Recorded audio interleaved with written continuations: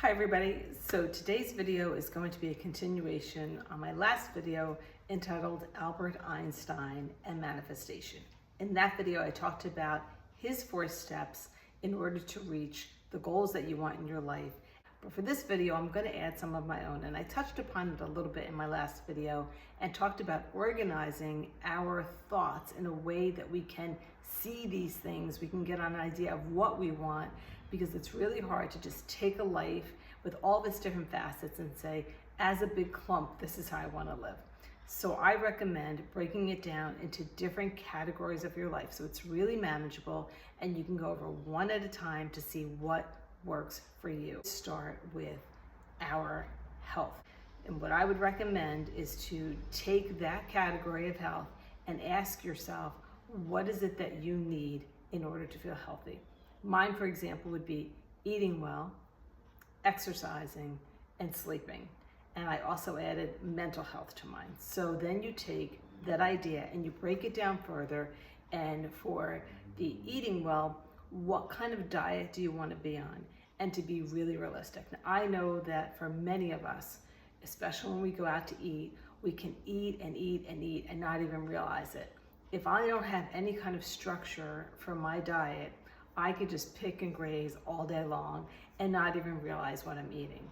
When I have to be really conscious about eating enough protein, not eating too many carbs, really limiting the sugar, and getting the right amount of calories, that is when I feel my best. And I have a pretty good idea of what I can eat in a day to achieve that, not go over it. Then I also get into exercise. For me, I'm just not that person that's going to go to a gym and pump iron. I'm probably not coordinated enough to be in the gym and not hurt somebody with my weights. And so I do my yoga, so it helps me stretch and helps me, tone a bit. And then I also really enjoy walking. The other piece of it is sleeping. What do we need to do to sleep? There's lots of theories on that. I also did a post a while ago. I'll put that link in my description box as well. There's different chronotypes and there's different kinds of sleeping patterns that people generally tend to have and how to work within that. And there's all kinds of literature. And I'm not going to bore you on this video with all those details, but those are the things for me. Those 4 pieces of it are necessary in order for me to feel well. And I journal and I can see how I feel. I can hear how I feel because I'll use the audio on the phone. It's also friends. It's my partner, it's people that I feel comfortable sharing things with. And that will help me with my mental health. So once you have that category done, you can go into the several other categories. And I'll name a few of them just to give you a beginning and a start point. And again, you can change these, you can make it your own. This is just a framework to begin, if you will. The next category that I recommend is your partner or your romantic partner. Who you spend the most time with and who you're having an intimate relationship with is probably one of the most important people, if not the most important person in your life. So I would recommend looking at that relationship and really asking yourself what you need from that relationship, what you hope to get from that relationship, and take it step by step. The first thing that I've put on my list for that is communication. I believe if you don't have the right communication style with your partner, it's going to be really, really hard to get our needs met. Not that you can necessarily change your communication style, but be really thoughtful of the communication style of your partner and what they can receive and how they're going to manage what you have to say. And also look at yourself and say, am I coming off in a way that is the way that I want to come off? The next part of a romantic relationship is the physical intimacy. People have different needs, they have different wants. What is it that you want from your physical relationship with your partner? And in order to get that, to be really honest about that, and firstly be honest with yourself, and sometimes it might be a little bit of a meeting of the minds, if you will, but definitely consider that in any kind of romantic relationship. The next piece of that, the things that you enjoy doing together, and what kind of fun do you like to have? For many of us, we like to do things that perhaps our partners don't like to do. We can save that for friends. We can save that for our time alone. What are the things that you really want to do with your partner? What is it that you need in order to feel safe in your relationship? By writing these things down, it makes it a lot easier to communicate those things, to get real with yourself, what you need, and either find the partner that's right for you or to work with the partner that you currently have and make it something that works for you. The next category would be our creativity. So what does that mean? It can mean anything. For some of us, it's writing. For some of it's vlogging. For some of us, it's cooking. What are the things that are going to make you feel creative? It could be music. It could be dance. It could be knitting. I can go on and on. So it's really deciding on what things make you feel creative and what you need to do. For some of us, it's taking a class. For some of us, it's starting a group so we're with like-minded people. For some of us, it's just getting started and saying, I don't feel totally comfortable being on video, but I'm going to start. The videos will get better in time. This is something that I feel really passionate about, and really breaking it down. What do you need to do next in order to make these things happen? The next category would be helpful friends. Now, I use the word helpful in front of the word friends because I would rather not to spend time with just anybody. I want to spend time with people that I really enjoy, people that I trust, and people that I can share things with. So I call that category helpful friends. What I need and what I enjoy from my friends, it's sharing our stories in order to get support and to also hear ourselves talk about things and to get clarity around that. It's people who you're going to have adventures with, people who you're going to have fun with, and people who you're going to communicate with and you can confide in. So if you're saying, hey, I want to have fun with my friends, well, what is it that you want to do with your friends?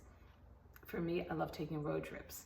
I love doing something that I haven't done before. So it's really figuring out what it is you want so you can find the right friends, you can make the right recommendations to your friends when they say, hey, what do you want to do?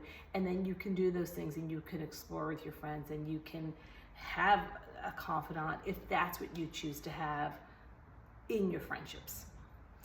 The next category would be career or your journey. What is it that you want to give back to life? It could be that you want to be a counselor, you want to be a teacher. What is it that you want to do in terms of your journey? And if you're not working any longer, you can volunteer with a certain segment of the population that you've always wanted to support. So if you're looking at a career, what is it that you want to be doing? What is it that you need to do in order to acquire those skills?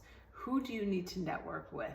And then you're also looking at volunteering. Well, what segment of the population do you want to help? Where are these people? And then kind of getting yourself organized and getting yourself out there with the right resume, with the right credentials, with the right population, in the right area, in the right environment.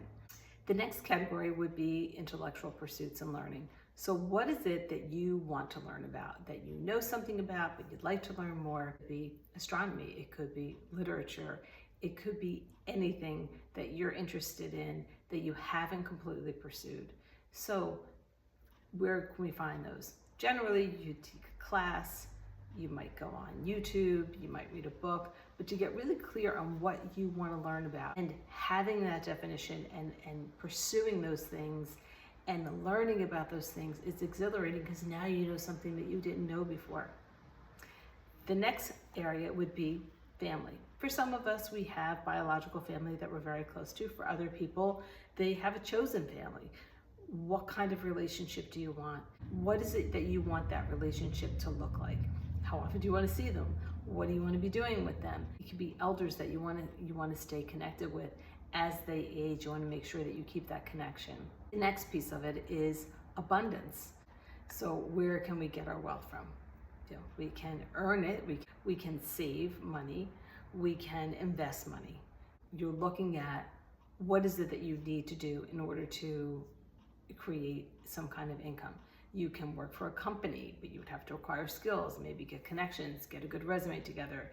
You would potentially want to start your own business. You also may want to look at saving money. How can you save money? Look at what you're spending your money on.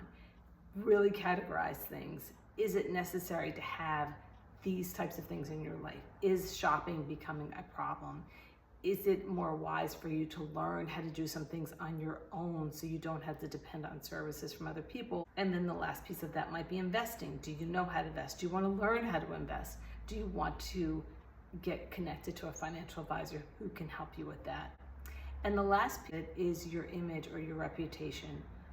What does that look like? So are you communicating and presenting yourself in a way that you want to be perceived? The way that you talk, the way that you look, the way that you present yourself. What is it that you want to be known for? And then really drill that down to what do you need to do to start getting those resources to be able to project that onto the world.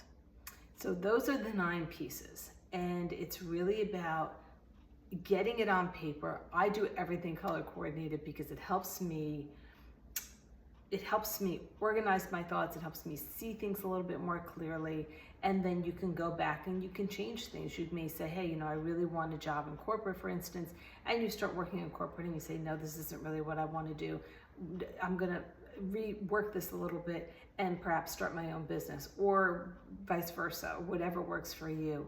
It's really about getting things down, learning about what you want, trying it, seeing how it works, tweaking it. And then the other piece of it is to decide how often you want to do something. So how often do you want to socialize? How often do you want to spend time with family? How often do you want to exercise? All of those things would be in the categories that you've already designed. So that is my how to organize for manifestation, if you will. That is the way that I would suggest organizing your thoughts and your life in order to manifest or to improve what you currently have. I hope this helps you in some way. Feel free to take these ideas and do whatever works for you. Modify it so it is very particular to who you are and what you want and how you see yourself living your life. I hope you like this video. If you do, please like, comment, and subscribe if you haven't already. And if you think somebody that you love and care about should see this, please pass it on. Until next time, thanks so much.